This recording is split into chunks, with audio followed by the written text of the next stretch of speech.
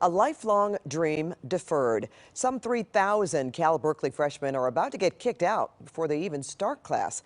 And that's because of the California Supreme Court, which ruled against the university's request to postpone an enrollment cap.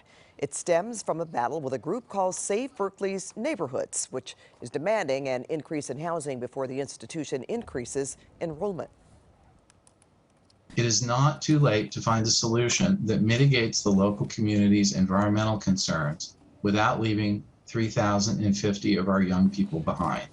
Disappointing, heartbreaking a bit to read that, to know that I've been rejected from that school before and know how hard it is to get into there. And now I'm being told it's going to get exponentially harder than that. The university released a statement which reads in part, "This is devastating news for the thousands of students who have worked so hard and have earned a seat in our fall 2022 class. Our fight on behalf of every one of these students continues." Well, this court ruling will have a big impact, of course, on students and a trickle-down effect at other schools. Well, joining us now is educational consultant Alexis White. Alexis, thanks for being here with us this afternoon. Thanks for having me. Well, can you explain why this court ruling is such a big deal, not just for kids applying to Berkeley, but to other colleges as well?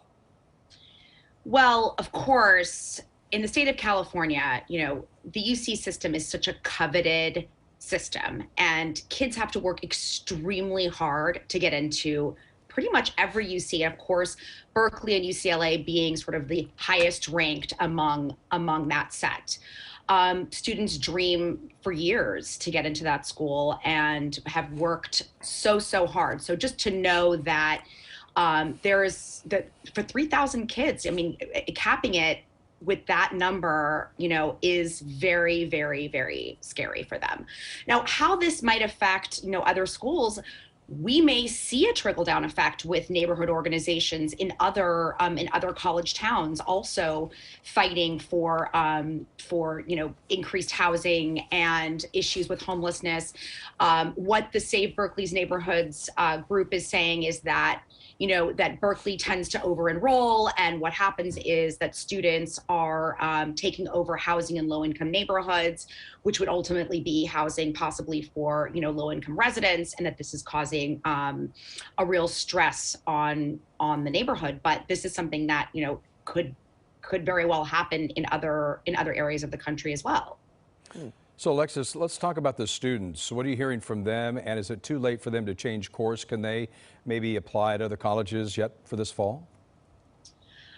Well, unfortunately, admission season is pretty much over. Yeah. There are some schools, of course, they would be private institutions, and they would not be UC schools or Cal State schools. That deadline was November 30th. So for students who maybe didn't apply to other UC schools, this is really devastating.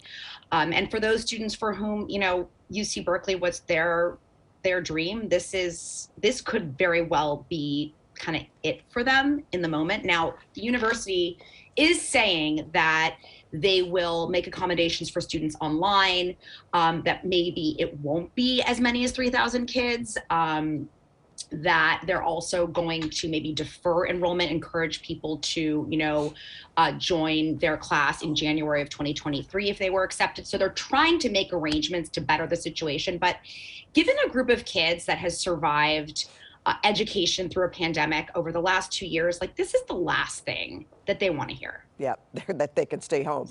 Well, Alexis, what's your best advice to kids caught up in this court ruling? Well, I would definitely say that re-examining the schools to which they've already applied would be the best bet.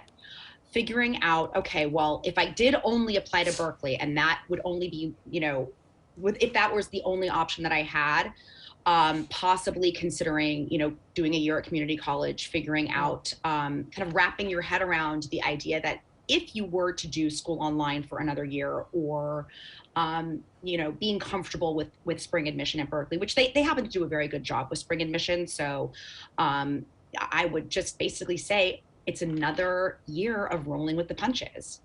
And it's hard, but taking a look at schools that have later deadlines, some schools have March 15th deadlines, some schools have deadlines in June or July. Again, it's not ideal, but if you need to go somewhere else for a year, that might be the solution. All right, first COVID, now this. It's a really tough time for students. No question about that.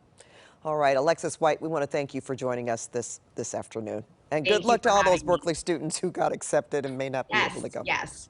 All right, thank you.